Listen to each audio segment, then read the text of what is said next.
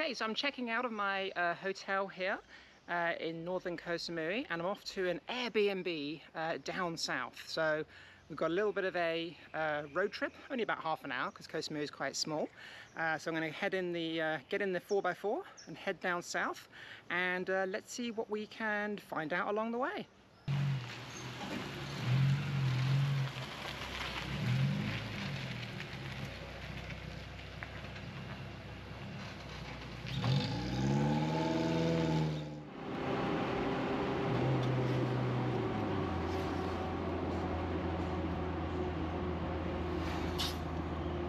So driving this 4x4 is about as different as I could get from the Tesla. As you can probably hear, it's pretty loud. It's very loud, very bouncy, and a very kind of rattle your fillings out kind of drive. But it's great fun. So I decided to get like a Jeep, well, this is a Suzuki, but a Jeep type car, rather than a modern air-conditioned vehicle, as I thought it would be a little bit more fun. It's got a gear stick or a stick shift, big 4x4 squishy tyres, raised suspension, and it's ancient. Half the things on this don't work. The speedometer doesn't work, the windscreen wipers don't work. But it's great fun. Got open windows, open back. Had the roof off yesterday, which was great fun. I've got about another 30 or 40 kilometers, no, about another 30 kilometers to go, so it should be fun. I've got my phone hooked up here using Google Maps, which actually works out here, which is brilliant. So really easy to find anything. Compared to when I was here 30 years ago, it's completely different. The internet has completely revolutionized this place, because obviously when I was here last time, there was no internet, there were no mobile phones. Oh my gosh, first gear, there we go. Yes, there was no internet, there was no mobile phones. So everything was kind of like hard. There was not even digital cameras. And the interesting thing is, the internet here is faster than it is in London. It's super fast fiber broadband here, everywhere. So I've got a SIM card, a local SIM card for my phone, which cost about 10 bucks a month. That's unlimited data. And I just set I have a second phone, which I use as a Wi-Fi hotspot. And that's plenty fast enough for pretty much anything I want to do, which is so cool. But yeah, so I've been getting around in this Jeep. I've just got this Jeep for another couple of days, but I'm on my way right now to an Airbnb. Now, the cool thing is that everything here is so cheap right now, it's just crazy. I'm renting an Airbnb with its own swimming pool. You'll see it in a minute. And I think it's like about $25 a night. I can't quite remember how much it is, but it's incredibly cheap. Not very much. So yeah, everything's very cheap. For like £3 or £4, or $3 or $4, you can have a meal in a restaurant. And the great thing for me is it's vegan friendly. Now, does this thing have a 5th gear? Ah, yes, we have 5th gear. This obviously is the upgraded version. But yeah, it's great fun. This Jeep does about 50 miles an hour flat out with everything rattling. When you're doing 50, it kind of like feels like you're doing 80. It's one of those kind of vehicles. Kind of like a go-kart experience, which is kind of fun. But yeah, over the next couple of days, I'm going to check into my Airbnb. There is a co-working space for about 10 or 15 minute drive from where I'm staying. And they're in the process of building it, and they've asked on Facebook for anyone who's got any building experience who wants to help to show up and give them a hand building desks and so forth. So I'm going to do that. I've got lots of experience. I've renovated 2 houses in France and multiple houses in the UK. So I'm going to give them a hand with that. Then I'm going to do a little bit of sightseeing. I'm going to go to, there's a waterfall I want to visit. And I do a bit of hiking in the next 7 days.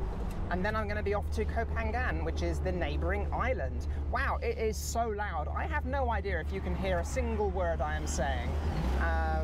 I think the next car I get won't be so loud, hopefully. That's the only thing I don't like about this vehicle, it's just so loud. I'm used to a completely silent car with a Tesla, and this thing, you have to shout if you want to have a conversation, which is kind of crazy, really.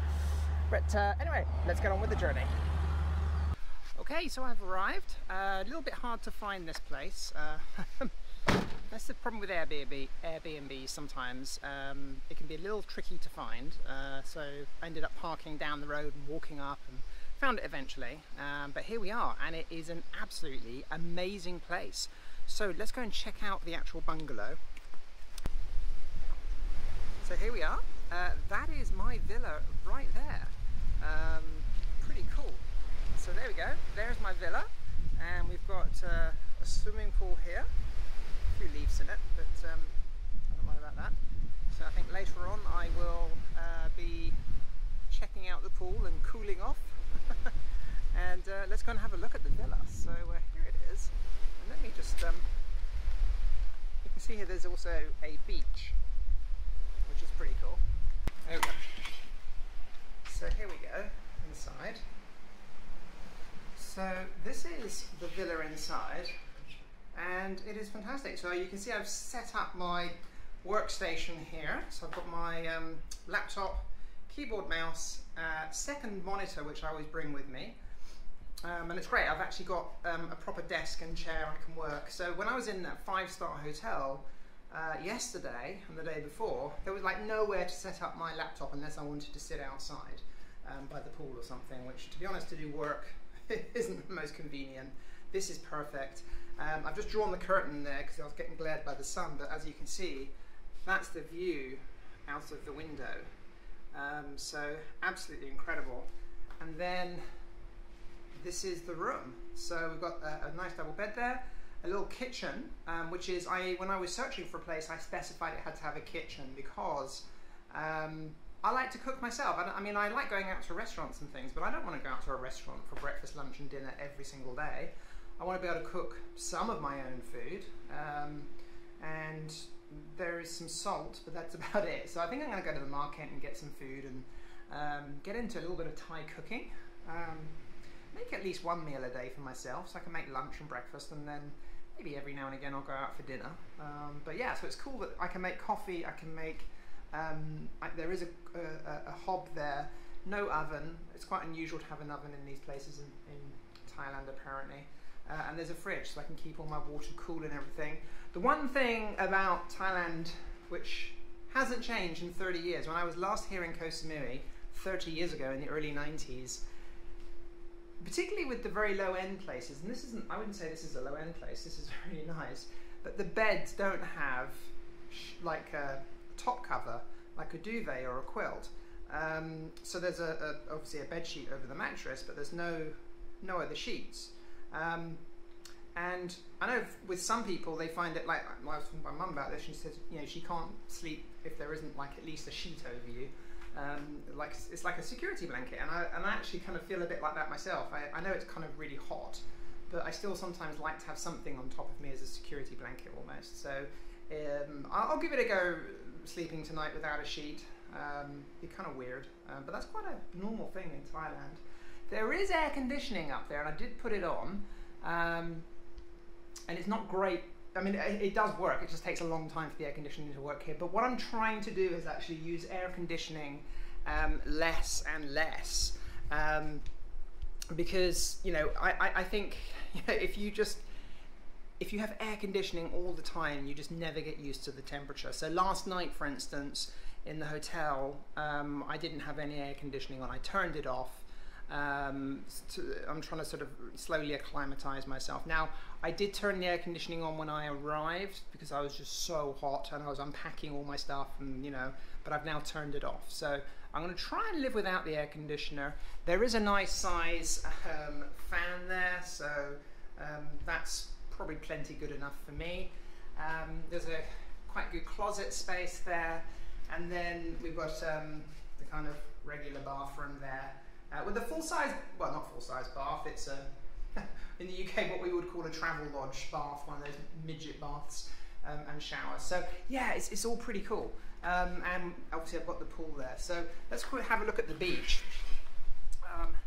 So let me just, it's incredibly windy here, which is really nice because it's cools me off. Have to be really careful not to get sunburned, because with a wind like this you just don't get hot, and it's very easy to get sunburned. That once happened to me years ago. I got quite badly sunburned when it was windy, so I just didn't feel the heat.